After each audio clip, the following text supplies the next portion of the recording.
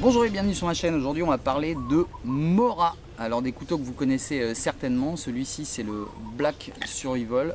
Je vous le montre ici rapidement, on va revenir dessus tout à l'heure. Il y a une très bonne revue qui a été faite par Jus Alpin où il le teste de manière vraiment ultra complète, donc je vous invite vraiment à aller voir. Je vous mets le lien juste en dessous. Je sais que Techni Survie aussi, la chaîne Techni Survie va le tester dans pas trop longtemps, ou il est peut-être en train de le faire en même temps que moi. Donc un petit coucou à Techni Survie au passage. Et un autre couteau qu'on a un peu moins l'habitude de voir de chez Mora, c'est le Neverlost. On va en parler tout de suite ensemble. Donc comme je vous le disais, j'avais pas encore de Mora, c'est assez étonnant. Je m'en étais procuré un à la période de Noël. Le plus simple en fait que j'ai customisé ici, donc c'est celui qu'on a utilisé le plus. C'était pour offrir à ma chérie pour qu'elle puisse aller dans la forêt s'amuser à couper du bois, donc elle s'en sert assez régulièrement. Donc j'ai été satisfait par ce modèle et forcément je suis parti sur d'autres modèles et je vais vous expliquer un petit peu pourquoi. Allez, pour ceux qui ne le connaissent pas encore, on va faire un tour rapide de ce Mora, le Survival Black. Hop, Black forcément. Très tranchant, si vous avez vu une de mes dernières vidéos, je me suis coupé avec, donc je vais faire attention. Alors quelles sont les grosses différences avec les Mora un peu plus classiques qu'on peut trouver? Eh bien, je vais vous les donner. Donc déjà la première chose c'est l'étui. Donc l'étui reste un étui classique, mais il a été additionné d'une petite pièce en plus qui va permettre ici d'y installer ici, hop, ça.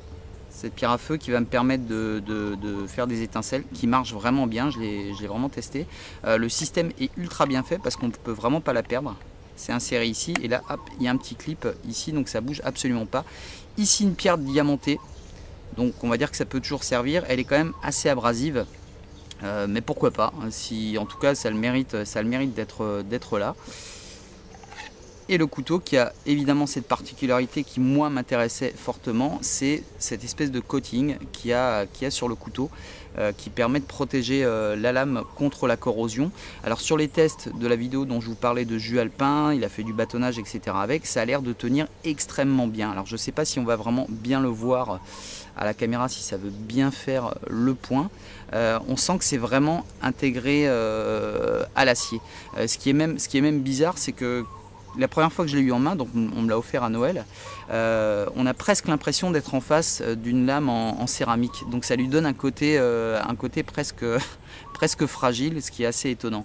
Le gros changement aussi, c'est qu'ici on a toujours une soie qui arrive à peu près aux 2/3, mais qui est un petit peu plus grosse que sur les autres Mora classiques, ce qui devrait lui conférer une résistance un peu plus importante. Moi je suis toujours adepte quand même des plats de semelle. Là on est sur un couteau qui est quand même extrêmement résistant, on est sur 3 mm d'épaisseur, donc ça commence vraiment à causer, avec une émouture scandinave, la fameuse émouture de chez Mora qui est extrêmement tranchante, vous allez voir ça. Au niveau de la poignée, on a une poignée qui est très ergonomique, avec un espèce de grain très fin, donc ça reste dur mais un tout petit peu mou en même temps, donc c'est très agréable au toucher, et même avec les mains humides ça ne ripe absolument pas, d'autant qu'ici on a cette espèce de petite mini garde, donc on vient vraiment extrêmement bien le prendre en main, que ce soit en prise inversée, ce genre de prise. Ici, comme vous pouvez le voir, là et là on a un petit peu de grippe, ce qui permet également en plus de venir correctement se positionner. Le fait que la lame soit assez épaisse, 3 mm, quand on va venir travailler en posant ici le pouce, bah c'est pas très gênant. Donc c'est un couteau qui est ergonomiquement qui est vraiment bien fait. Ils ont à peu près tous les mêmes formes de poignées, sauf l'autre justement, je vais vous le montrer. Et à l'arrière on a un petit talon un peu plus dur qui va nous permettre de pouvoir taper dessus éventuellement, ou de pouvoir taper en l'envers.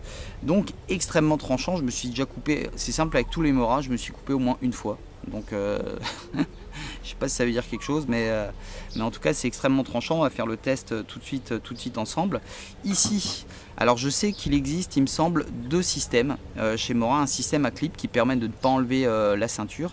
Là c'est un système qui est fermé, donc je vais pouvoir le placer dans ma ceinture, une ceinture classique. Ça a le mérite ici de bouger. Donc encore une fois, au niveau des déplacements, si je rentre dans un véhicule, c'est pas le problème parce que ça va venir suivre mes mouvements. Donc ça c'est assez sympa. L'étui reste, on va dire, classique. Encore une fois, au niveau de l'extraction, on n'est pas sur une prise en main complète, donc on va venir ici. Là, on a des petits grips pour pouvoir tirer le couteau là et ensuite réajuster. Je vous en ai parlé dans une de mes vidéos. Donc c'est juste à savoir. En tout cas, le look, je le trouve assez sympa. Forcément, entièrement black comme ça lui donne un aspect un petit peu plus tactique, un peu plus sympa, on va dire, que les Mora classiques. Je vous le compare juste au niveau de la taille de lame. Avec ça, c'est le moins cher des Mora, je ne sais plus combien il coûte. C'est normalement une poignée rouge assez ronde, pas très belle, mais enfin voilà. Pour lui donner un peu voilà, un ordre d'idée au niveau de la taille des lames, c'est un tout petit peu plus petit. Donc on va voir un petit peu ensemble ce que ça vaut au niveau du tranchant. Alors allez, je sais que vous aimez ça, alors je vais vous le refaire. On y va, c'est parti. Voilà. Tranchant, évidemment, rasoir à manipuler vraiment avec grande précaution. Les feuilles, voilà, également pas un souci. Quelque chose de véritablement efficace.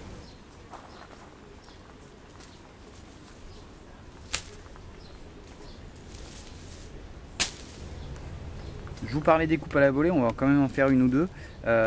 Évidemment, on n'a pas beaucoup d'inertie pour ce couteau, mais on va quand même voir ce que ça donne sur un peu ce type de... Alors je sens que j'ai aucun poids au niveau du couteau. Par contre, j'ai une très bonne pénétration.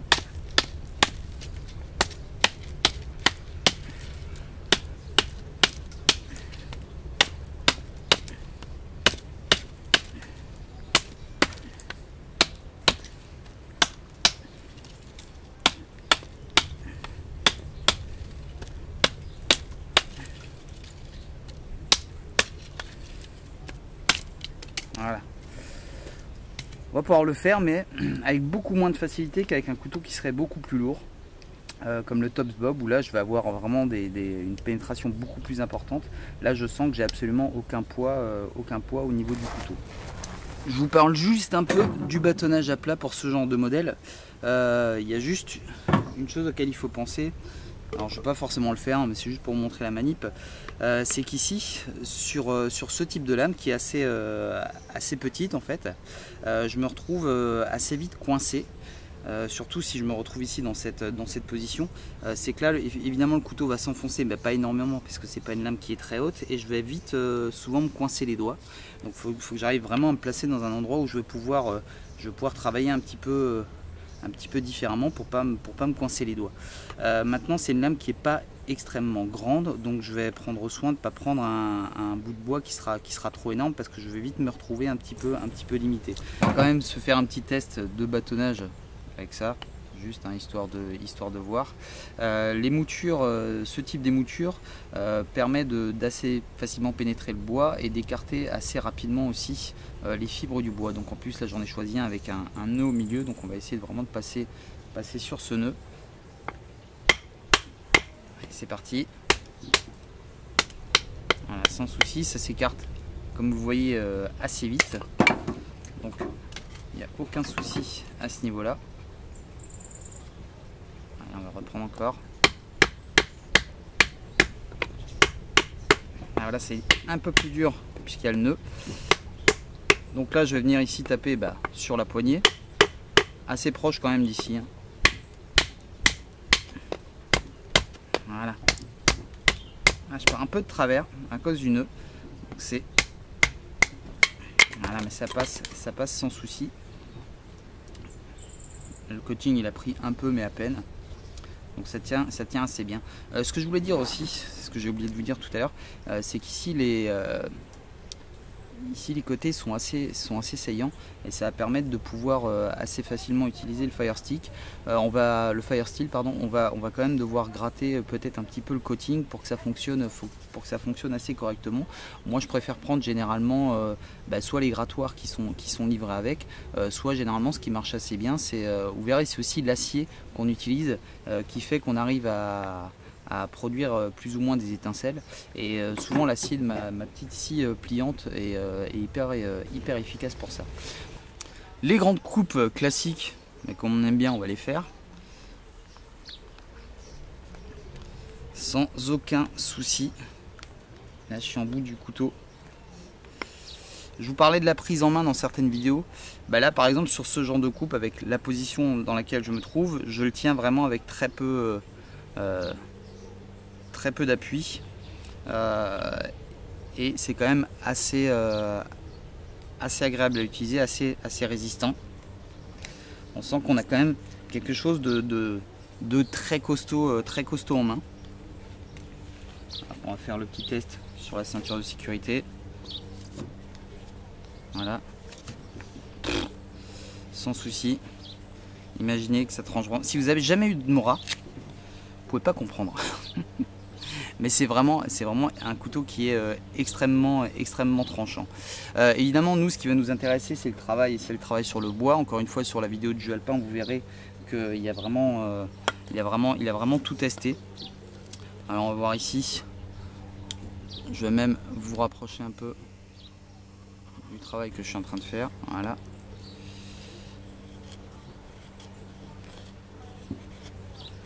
Ah, ça c'est juste top à faire avec ce type d'émouture, moi j'adore. Au niveau de la taille, c'est un couteau qui est pas très grand, mais qui va me permettre de justement être assez précis dans mes petites découpes. Donc vous verrez, Jus Alpin fait un bâtonnage avec. Si on n'a que ça, ça va le faire. Il n'y a pas de souci, je pense. On va quand même éviter de venir taper ici à l'extrémité pour pas avoir un trop grand bras de levier sur ce couteau et risquer de l'abîmer. Mais en tout cas, voilà, ça reste quelque chose de très costaud, avec également une pointe qui reste quand même épaisse jusqu'au bout et qui va vraiment permettre de travailler ce genre de choses. Regardez, avec vraiment une grande facilité. Je vous dis encore une fois, le matériau de la poignée est vraiment intéressant parce que ça glisse absolument pas. Donc on se retrouve avec un couteau et une efficacité accrue par rapport à cette prise en main. Donc même en le tenant de manière un petit peu particulière ici, j'ai quand même le grip ici qui rentre en action, donc ça c'est assez sympa. Un couteau qui est assez léger, je vous l'ai déjà dit dans certaines vidéos, donc c'est vrai que pour les coupes à la volée, c'est pas ce qui va être le plus pertinent parce qu'on n'aura pas de poids, on n'aura pas vraiment d'inertie pour ce genre de couteau. Maintenant pour tout ce qui est usage classique, on va dire les petits bâtonnages, les refentes, etc. Même des bâtonnages un peu plus gros, vous verrez sur la vidéo de Jus Alpin, ça lui pose aucun problème. Maintenant au niveau du revêtement, je vous ai dit que ça tenait très bien.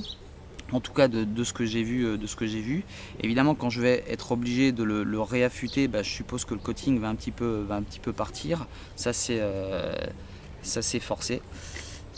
Maintenant voilà, Mora c'est vraiment ça coupe. C'est con, c'est bête ce que je dis, mais il y a tellement de couteaux qui marchent pas du tout, alors que là vraiment, même sur des coupes ici un peu plus appuyées où j'essaye de vraiment creuser, voilà. C'est juste hallucinant. Faut vraiment faire gaffe par contre à ses doigts. J'ai vu pas mal de gens se blesser avec des Mora parce qu'on n'a pas l'habitude qu'un couteau pénètre aussi facilement et coupe aussi facilement, et on a vite fait de se blesser avec ce genre de couteau. Donc c'est quelque chose auquel il faut vraiment faire attention. Je ferai une vidéo d'ailleurs sur les manipulations de différents outils parce que je vois souvent certaines erreurs qui peuvent ne vraiment pas pardonner. Je continue un peu parce que j'aime vraiment ça, c'est vraiment sympa. Je vous ai dit que j'allais pas faire des heures dessus, donc voilà, on s'arrête. Au niveau du port du couteau, comme je vous l'avais dit, c'est quelque chose d'assez léger, donc c'est vraiment pertinent à emporter. On parlait de coût. Au niveau des couteaux, là on est à peu près sur un truc qui vaut entre 60 et 70 €, je crois. Alors quand même, entre guillemets, quand même pour un Mora, mais ça reste un couteau qui reste vraiment efficace, pertinent, et avec lequel on va vraiment pouvoir s'amuser et faire pas mal de choses avec. Ça, plus ça, On est sur un prix qui est assez ridicule, qui est moins cher qu'un autre gros couteau, et ça permet de faire vraiment le boulot et de s'amuser vraiment largement en forêt et de faire la plupart des tâches. Et on est sur un poids, un ensemble de poids qui est assez léger. Donc je vous invite vraiment à aller voir Mora, même je vous dis testez. Prenez le modèle de base, si vous n'êtes pas encore convaincu par Mora, testez un petit peu et vous allez voir que c'est vraiment quelque chose de très efficace. Maintenant, ce que je reproche évidemment moi au Mora, enfin c'est un reproche entre guillemets, c'est que là on est sur des lames carbone, donc qui sont vraiment sensibles à la corrosion. Donc moi je les nettoie le plus souvent possible. Là vous voyez j'ai vraiment de l'huile en permanence dessus parce que celui-ci est en plus dans un étui en cuir.